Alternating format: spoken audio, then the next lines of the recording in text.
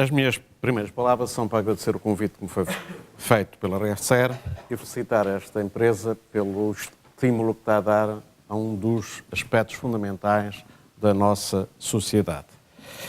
Em segundo, cumprimentar os membros do painel e todos os presentes que com certeza, que vieram aqui na perspectiva, comungam do mesmo objetivo, a defesa do património edificado português. Muito daquilo que aqui foi dito podia ser dito por mim e vai ser dito de certeza repetindo. Peço desculpa do facto, mas isso só tem uma vantagem ou só tem uma consequência, se podemos querer referir nessa linha. É que estamos todos de acordo. E começaria por referir a conservação do património e a reabilitação urbana são setores estratégicos para o futuro das nossas cidades e do nosso setor da construção. Representam áreas de atividade e de conhecimento que têm vindo a assumir uma importância crescente a nível internacional e que se integram no paradigma cultural dominante, a ecologia e a procura de um desenvolvimento sustentado. São hoje um tema incontornável, quer se fale de conservação e defesa do património, de políticas de ordenamento do território, de fatores de qualidade ambiental ou de coesão social.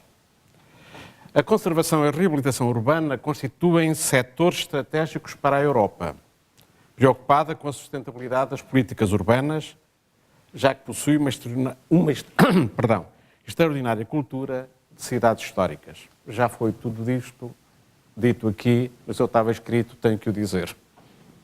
A reabilitação urbana assume-se hoje não só como um pilar da política cultural de defesa do património, como também um instrumento-chave de outras políticas sectoriais, contribuindo de forma marcante para um desenvolvimento territorial integrado, reforçando a coesão social, como repetidamente foi dito, e territorial, minimizando o impacto do desenvolvimento urbano no meio ambiente, permitindo o aproveitamento de recursos e infraestruturas existentes, reduzindo o consumo de matérias-primas e a produção de resíduos por comparação com a nova construção e recuperando a economia de proximidade. No entanto, esta atitude do meio técnico e da sociedade em geral, perante a reabilitação urbana, sendo recente e consensual, fruto de uma ampla reflexão realizada nas últimas décadas, não tem tido efeitos práticos em termos de investimento e de definição de políticas que permitam a inversão da situação atual portuguesa face aos restantes países da União Europeia. Este aspecto é bem evidenciado num estudo recente, elaborado pela ECOPS, que conclui que, considerando o licenciamento emitido para edifícios de habitação no período 85-2009, apenas 20% em termos médios do número total de licenças emitidas correspondeu a trabalhos de reparação/manutenção face ao complemento, ou seja, 80% relativos à construção nova. Esta situação é o resultado inequívoco da política habitacional que foi implementada no nosso país ao longo dos últimos anos, em particular nas 2 últimas décadas. Este aspecto é igualmente evidenciado no relatório de 2009 da FIEC, Federação da Indústria Europeia da Construção, baseado em dados apurados no final de 2008, no qual é referido Portugal é um dos países com mais baixo investimento na reabilitação de edifícios residenciais, representando os tais 6,2%, ou seja, cerca de 6% da produção total. Realidade muito distinta de países como a Alemanha, a Itália e a França. Só a Roménia apresenta valor inferior. Os valores para Portugal, Espanha, França e Itália são de 6%, 15%, 24% e 29%, respectivamente, correspondendo à Alemanha o maior peso, com 32%.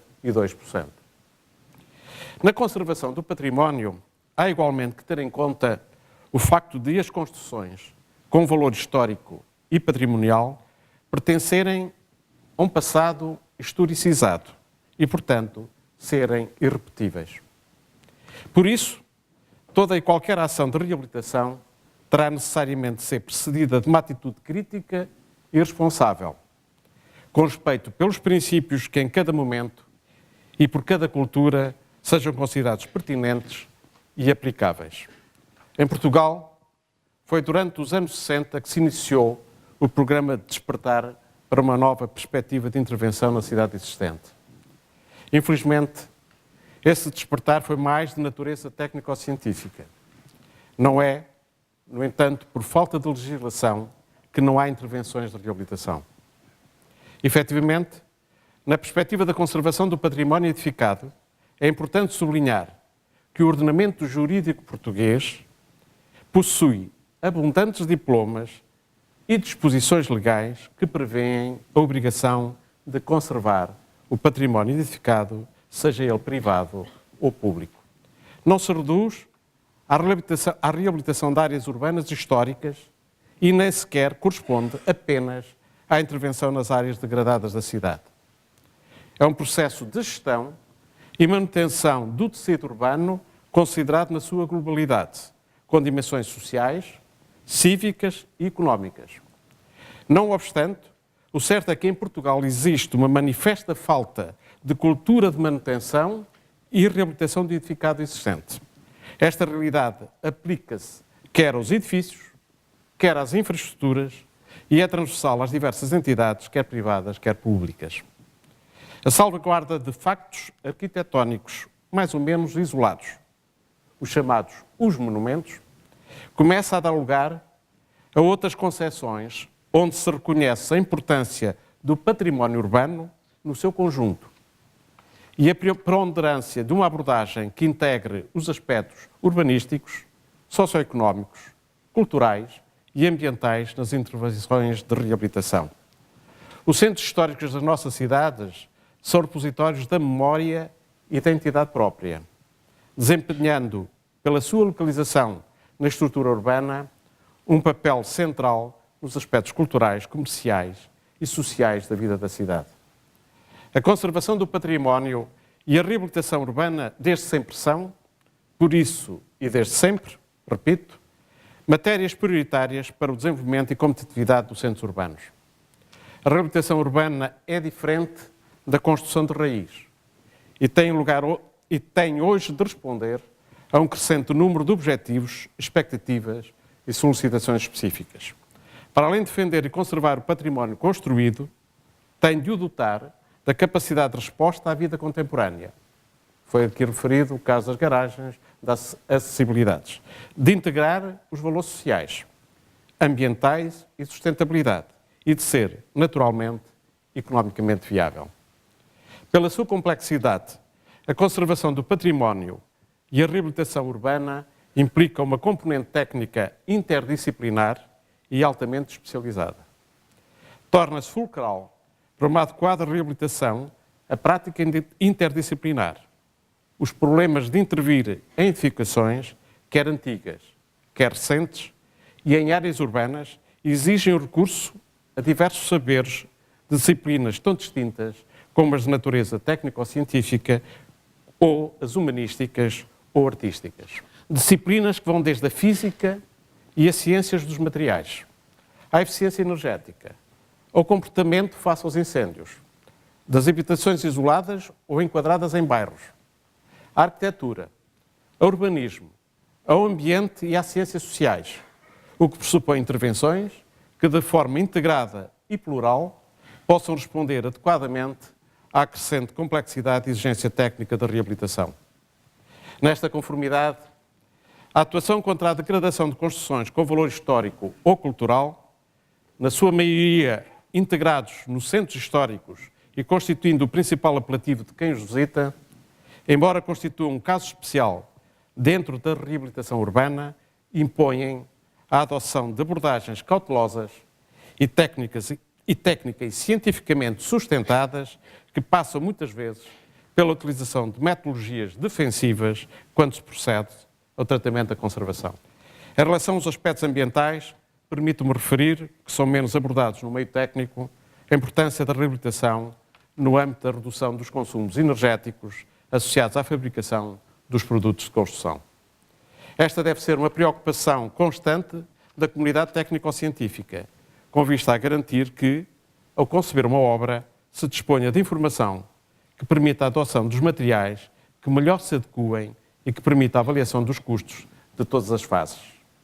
Fases que incluem o ciclo de vida dos materiais, produtos, componentes e construções, desde a extração das matérias-primas até à demolição, reutilização ou depósito como resíduo, contabilizando a influência de todas estas fases na degradação do ambiente. A reabilitação, face à construção nova, reduz o consumo dos produtos da construção, devendo este aspecto ser considerado nos processos de decisão. Salienta a capacidade instalada no país para dar resposta com base em investigação desenvolvida em universidades de referência no domínio da engenharia e nos institutos de investigação. E permitam-me que eu refira, porque a saudade ainda existe, o Laboratório Nacional de Engenharia Civil, que tem desenvolvido uma tarefa, profícua, nesta matéria. Em relação às atividades editoriais e de divulgação, as associações profissionais, como é o caso da Ordem dos Engenheiros, têm dedicado especial atenção ao tema da reabilitação, promovendo e apoiando diversas iniciativas que vão desde a realização de reuniões técnicas de diversa natureza ao apoio a publicações de referência.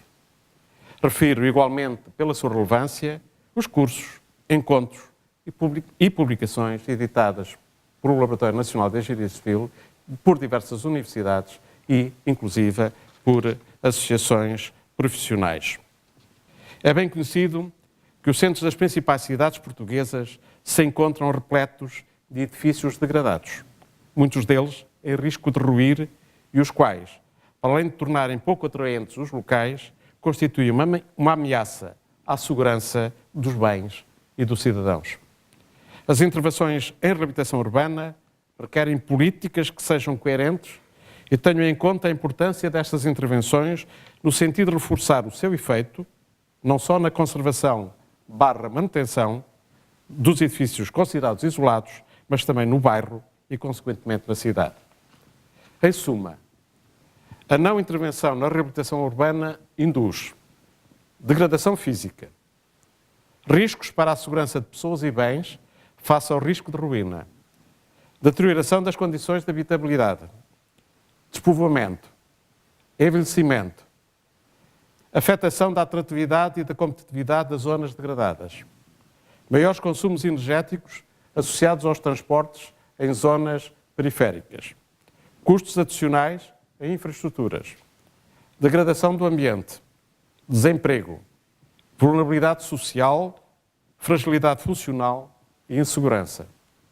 As áreas urbanas degradadas apresentam dificuldades acrescidas quando se pretende a sua intervenção numa lógica de transformação duradoura do contexto do desenvolvimento urbano. Por último, felicito os promotores deste seminário, que se insere na preocupação de contribuir para a operacionalização da mudança de perspectiva de atuação sobre as cidades existentes, de que Portugal tanto necessita, e que seja um instrumento de apoio para todos os que são chamados a intervir nas mais diversas escalas. Em suma, com este seminário está-se a contribuir para que se desperte a importância da reabilitação urbana, com a preocupação de defesa de intervenções de qualidade nas nossas cidades, numa lógica de, como refere o texto de divulgação, acabar com os espaços cinzentos nas cidades. E permitam-me acrescentar, com os espaços sem vida. Muito obrigado.